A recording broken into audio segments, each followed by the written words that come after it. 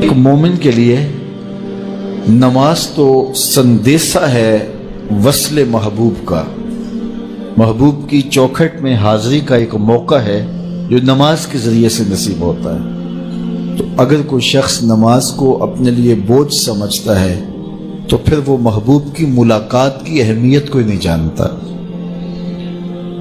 نماز کے لیے جب اذان پکاری جائے تو بندے کو خوشی، فرحت اور مسرت ہونی چاہیے کہ میں اب رب کے حضور حاضر ہوں گا، نہ یہ کہ وہ گھڑی پہ نظر ڈال کے کہے کہ ابھی تو آئے ہیں اب پھر دوبارہ اذان شروع ہو گئی، تو پھر اس کو شوق نہیں ہے مالک کے حضور حاضر ہونے کا۔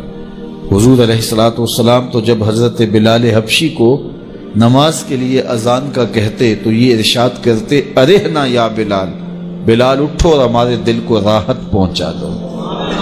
ارحنا یا بلال، بلال ہمارے قلب کو، ہمارے دل کو راحت پہنچا دو۔ تو یہ حضور کے قلب کی راحت، تسکین اور قرار کا سبب ہے۔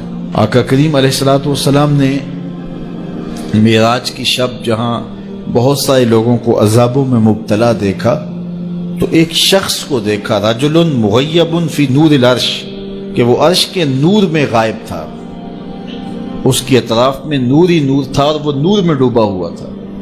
تو پوچھا کہ یہ کون خوش نصیب شخص ہے؟ کوئی فرشتہ ہے؟ تو جواب آیا فرشتہ نہیں ہے۔ یہ کوئی پیغمبر ہے؟ پیغمبر بھی نہیں ہے۔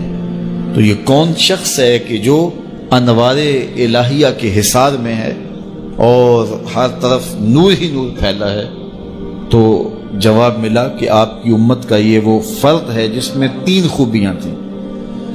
پہلی خوبی تو یہ کہ اس کی زبان اللہ کے ذکر سے تر رہتی تھی، اور دوسری خوبی اس میں یہ تھی وَقَلْبُهُ مُعَلَّقٌ بِالْمَسَاجِدِ، اور اس کا دل مسجدوں کے ساتھ لٹکا ہوا تھا، مسجدوں کے ساتھ دل بستگی تھی سے۔ فرمایا کچھ لوگ ہوتے ہیں کہ وہ مسجدوں کی میخیں ہوتی ہیں، جس طرح وہ کیل لکڑی میں ٹھک جاتا ہے تو یہ بھی مسجدوں میں ٹھکے رہتے ہیں، جب بھی ڈھونڈو کہ مسجد سے ملیں گے۔ فرمایا کبھی یہ لوگ بیمار پڑ جائیں اور مسجد میں حاضر نہ ہو سکیں تو اللہ کے کچھ فرشتے ہیں جو ان کی عیادت کرنے کے لیے ان کے گھروں میں جاتے ہیں۔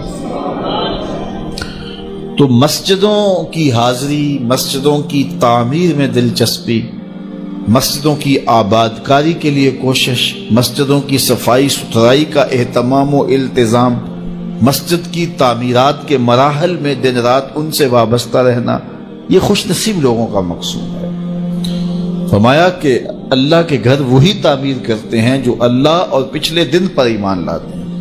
تو مسجدوں کی تعمیر یقیناً اللہ جل شانہ کی خاص رضا نصیب کرتی ہے۔ ایک روایت میں آتا ہے جس نے تتر کے گھونسلے کے برابر مسجد کی تعمیر کی، فرمایا اللہ جنت میں اس کا محل بنا رہا ہے، اللہ اس کا محل تعمیر کرے گا، اس کو محل عطا کرے گا۔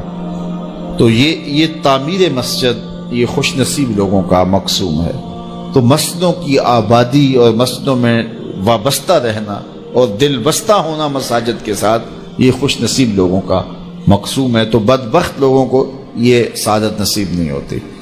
اچھا، تیسری بات فرمایا کہ جو اس شخص کی خوبی ہے یہ آج تک اپنے والد گرامی اور اپنی والدہ ماجدہ کو گالی کا سبب نہیں بنا، یعنی کبھی اس نے کوئی ایسا فعل نہیں کیا کہ لوگوں نے کہا کہ یہ کس ماں باپ کا بیٹا ہے اور لوگوں نے اس کے ماں باپ کو برا کہا ہو اس کی وجہ سے۔